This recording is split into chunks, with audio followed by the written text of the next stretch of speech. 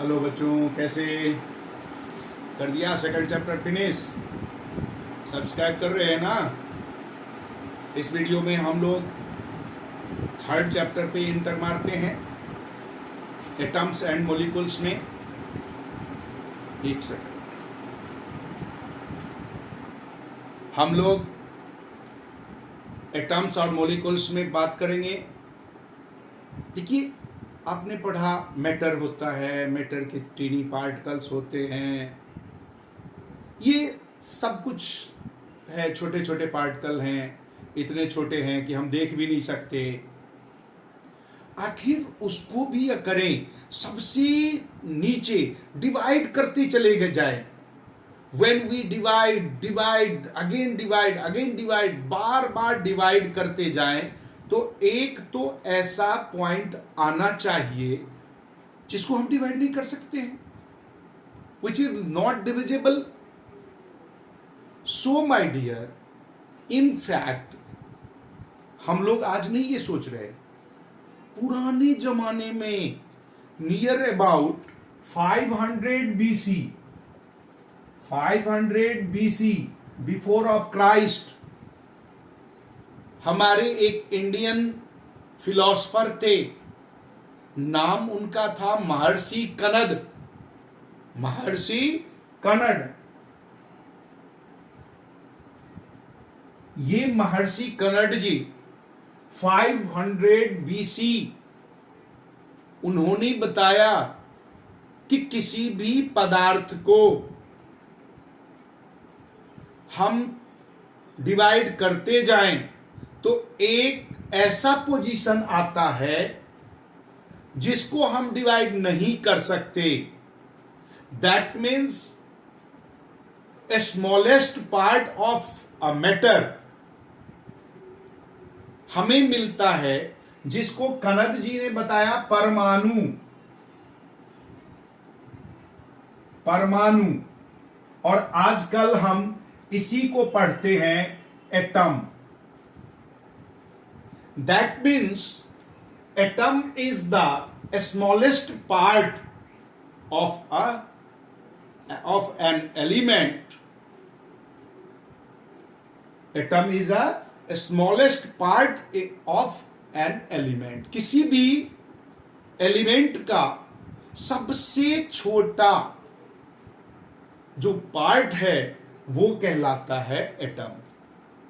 ये atom smallest particle हुआ, which can not be divisible, जो डाल्टन ने बताया। लेकिन in these days we can divide atom in 3 सब एटॉमिक पार्टिकल। हम आगे इसी चैप्टर में बात करेंगे।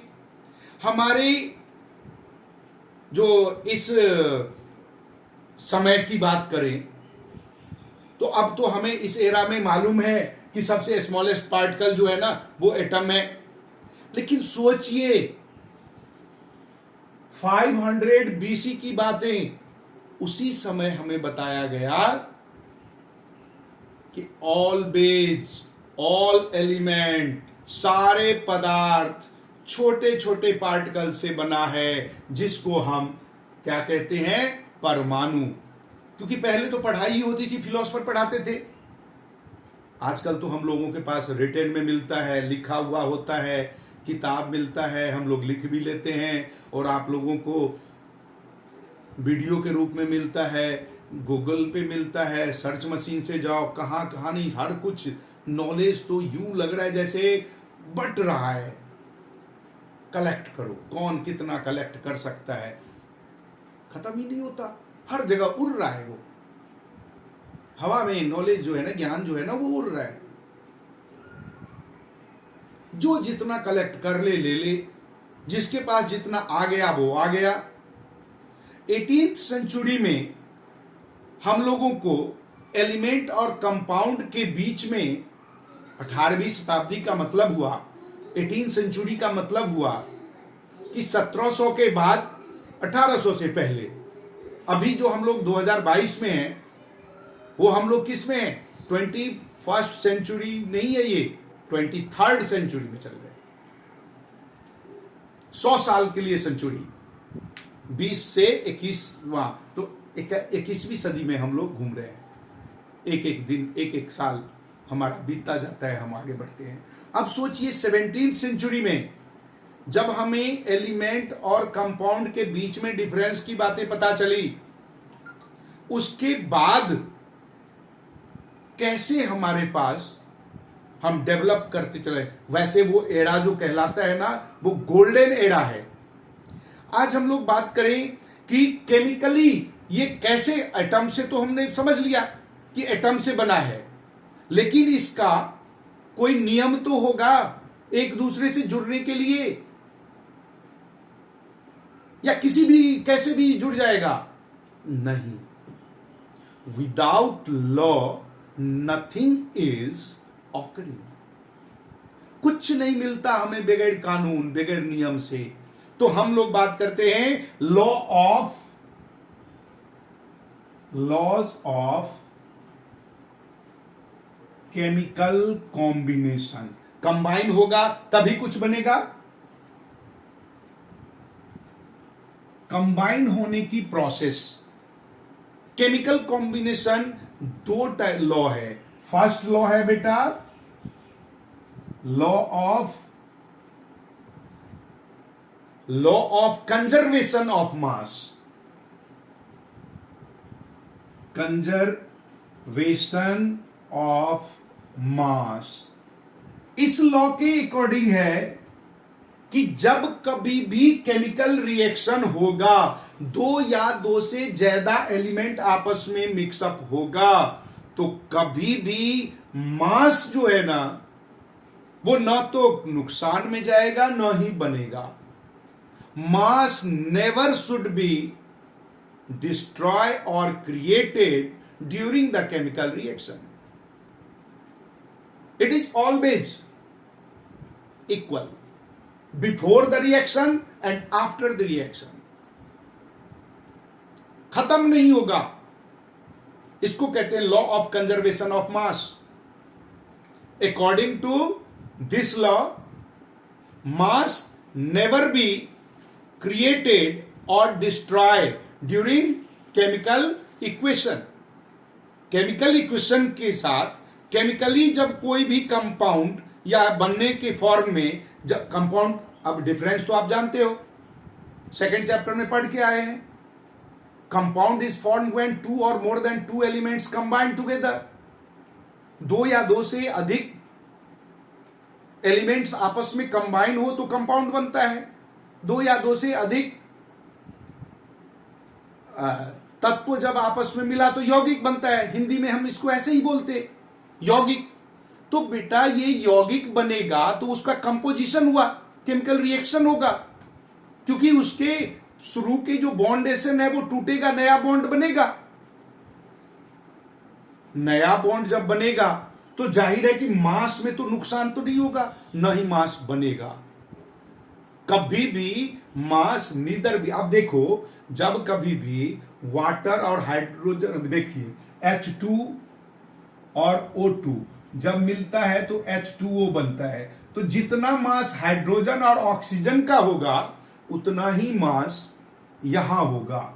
इसके आगे 2 लगाना होगा, इसके आगे, यानी कि 2 मोलिकुल्स होगा हाइड्रोजन का, 1 मोलिकुल्स होगा ऑक्सीजन का और 2 मोलिकुल्स वाटर का। तीनों का जब मास कैलकुलेट करेंगे तो मास बराबर ही होगा।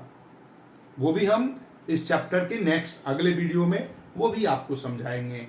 इसलिए आपको पूरा देखना है, सब्सक्राइब करना है, ताकि आपको सीक्वेंस में आएगा तो एक के बाद एक होगा ना। अगर 2 कड़ी को आप जोड़ते हो, चेन सिस्टम में है ये, आप बीच से चेन तोड़ दोगे तो जाहिर है कि अगला टूट के अलग हो जाएगा, पिछला अलग हो जाएगा।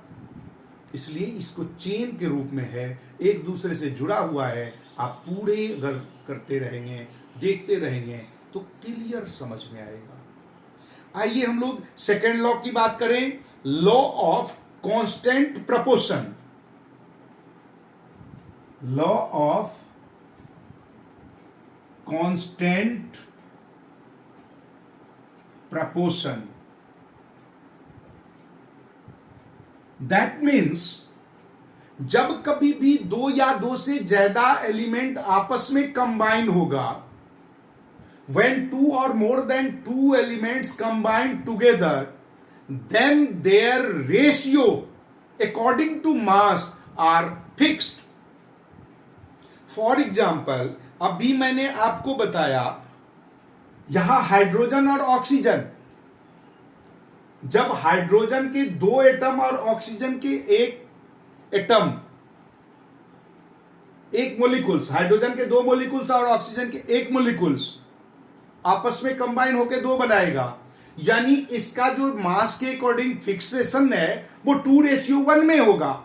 वाटर जब बना तो दो हाइड्रोजन एक ऑक्सीजन, जब कभी भी देखो वाटर में भी दो हाइड्रोजन एक ऑक्सीजन, यानी कि जितना ऑक्सीजन उससे दो गुना हाइड्रोजन। ऐसे ही अगर ग्लूकोज है C6H12O6, यहां भी देखिए ऑक्सीजन से दो गुना हाइड्रोजन, ये फिक्स होगा। कार्बन और ऑक्सीजन आपस में मिलेगा तो CO2, एक कार्बन दो ऑक्सीजन।